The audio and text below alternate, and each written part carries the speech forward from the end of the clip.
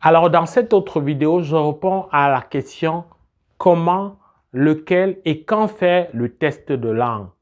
Alors, plusieurs personnes, quand ils se lancent, ils se décident à se lancer dans le projet d'immigration au Canada pour se convaincre qu'ils sont vraiment sur la trajectoire, qu'ils sont décidés. Ils vont directement s'inscrire au test de langue français pour se donner comme du tonus, pour se donner quand même comme de la consistance et se prouver à eux-mêmes qu'ils ont vraiment amorcé leur projet. Cette façon de faire, qui est essentiellement du suivisme, qu'il s'agit de faire comme les autres, a ses avantages, mais a beaucoup d'inconvénients. Ben, ça a ses avantages pour celui qui, par coup de chance, tombe dans un domaine, dans un créneau professionnel qui est fortement en demande et qui, pour cette période-là, reçoit des invitations ou des offres d'emploi, des contrats de travail, tant mieux. Mais pour la très grande majorité, ce n'est pas toujours approprié de le faire directement comme ça. Il va falloir pour certains faire le test de langue probablement après être même déjà retrouvé ici ou au minimum après avoir décroché un contrat de travail. Qu'est-ce que je veux dire concrètement? Tu le sais, il y a deux façons d'immigrer au Canada. Tu peux immigrer au Canada avec un statut de résident temporaire via, par exemple, un permis de travail. Ça peut être un permis de travail fermé. Ça peut être aussi un permis de travail ouvert si tu accompagnes un conjoint qui a décroché un permis de travail. Mais tu vois très clairement que ça, c'est un créneau qui ne te conduit pas à la résidence permanente. Mais c'est un créneau qui a l'avantage de te faire immigrer rapidement. Mais pendant que tu as donc décroché ton contrat, pendant que la procédure d'immigration temporaire se fait, rien ne t'empêche à ce moment-là de présenter avec brio ton test de langue et de pouvoir activer ta candidature pour la résidence permanente. Oui, parce que pendant que tu travailles, une fois au Canada même, on peut t'inviter, même à partir du Canada, à déposer ta candidature pour la résidence permanente. Donc, tu comprends clairement que le test de langue, à ce moment-là, quand tu as ton contrat de travail, c'est une bonne chose. Mais pour des besoins, pour gagner du temps, pour quelqu'un qui a un profil professionnel vraiment attrayant, et là, tu dois te faire accompagner pour pouvoir établir que ce profil est si attrayant que ça. Alors, si tu as un profil vraiment assez accrochant, tant dans le domaine de formation, tant au niveau de l'expérience professionnelle, tant au niveau de ton niveau de scolarité, ben, tu peux anticiper et te dire que, OK, je peux faire mon test de langue à présent. Peu importe si tu vas dire, est-ce que j'aurai la chance d'immigrer dans 12 ou dans 24 mois, qui est le délai de validité, mais tu sauves du temps. C'est sûr que ça demande de l'argent. Il faut dépenser seulement de manière rationnelle, mais il faut se dire qu'on finit toujours par dépenser quand même.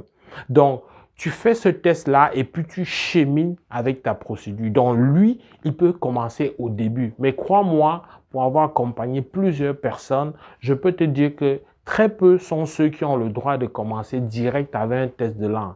La plupart, ça va demander qu'il y ait une sorte de reconversion, d'adaptabilité du profil qui fait que le test de langue ne sera pas la première chose à faire tout de suite. Donc, regarde ça. Peut-être que tu n'auras même pas tout simplement besoin du test de langue, que ce soit lorsque tu as le contrat de travail ou au début. Le test de langue peut venir vraiment quand tu es déjà sur place ou même tu peux ne pas avoir le test de langue. Tu peux démontrer tes compétences en français si par exemple tu viens au Canada par un permis d'études. Si tu es étudiant et que tu as étudié dans un programme francophone sur une période bien précise et dans un niveau d'études bien précis, ben ça peut valoir une sorte de démonstration de tes compétences linguistiques à certains égards. Donc, il va falloir regarder ça. Ce n'est pas d'office tout le monde qui doit le faire. Si tu n'as même pas de baccalauréat, peu importe si tu es bon en français ou pas, le test de langue ne te sert à rien. Par contre, tu as la possibilité d'immigrer quand même. Tu as la possibilité de venir travailler, de te faire de l'argent et de trouver une passerelle qui va t'aider peut-être via une formation supplémentaire, peut-être via une diplomation canadienne qui va finalement t'aider et te donner un couloir qui te permet de t'installer définitivement au Canada. Donc très clairement, le moment où il faut faire le test de langue, ça va dépendre, c'est du cas par cas. la pertinence donc du choix de ce moment-là, ça va être au cas par cas. Maintenant, quel est le test de langue que tu vas faire?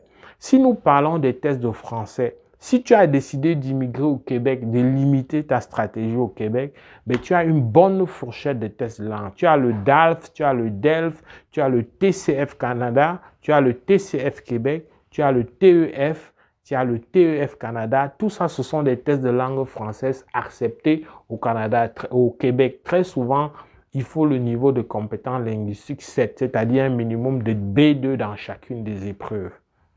Alors, ça se peut que pour des programmes d'immigration permanente au Québec, notamment sur Arima, les compétences en anglais viennent être des pointages supplémentaires qui boostent ta candidature. À ce moment-là, le test que je te recommande, l'unique, ça va être le General Training du IELTS que je te recommande. C'est d'ailleurs le même test de langue que je te recommande pour les programmes au niveau des autres provinces, des 9 autres provinces, ou alors au niveau du programme ou des programmes fédéraux. Donc, pour ce qui est du test de français dans les autres provinces, je te suggère fortement de te limiter au TEF Canada et au TCF Canada, qui sont les deux vrais tests de langue admis sur tout le territoire. Donc, tu peux faire d'une pierre deux coups. À la place de faire le TCF Québec qui va te limiter au Québec, tu peux faire le TEF Canada qui va te donner un spectre large qui va te permettre de candidater partout pendant la période théorique de 24 mois que court la validité de ton test de langue. J'espère que cette vidéo t'a aidé et a répondu à la question quand faire le test, lequel des tests de langue il faut faire. Si tu veux faire juste un permis de travail, il n'est pas besoin d'un test de langue. Parce que tu n'as pas besoin tu as juste besoin de montrer que tu peux tenir une conversation et dépendamment du poste de la fonction, tu n'auras peut-être pas besoin de faire un test de langue. En tout cas, pour le permis de travail, à aucun moment donné dans le processus pour te donner un permis de travail, la langue entre en jeu. Donc, il faut vraiment regarder tout ça avant de prendre la décision. Et le meilleur moyen d'être assez fixé et clair, c'est de te faire accompagner au minimum pour les premiers éléments. Et là, nous pouvons le faire pour toi avec beaucoup de plaisir, comme nous faisons pour beaucoup d'autres. J'espère que cette vidéo t'a aidé. Si c'est le cas, like. Au plaisir de te retrouver dans le cadre d'une prochaine vidéo. Porte-toi bien. Boulot!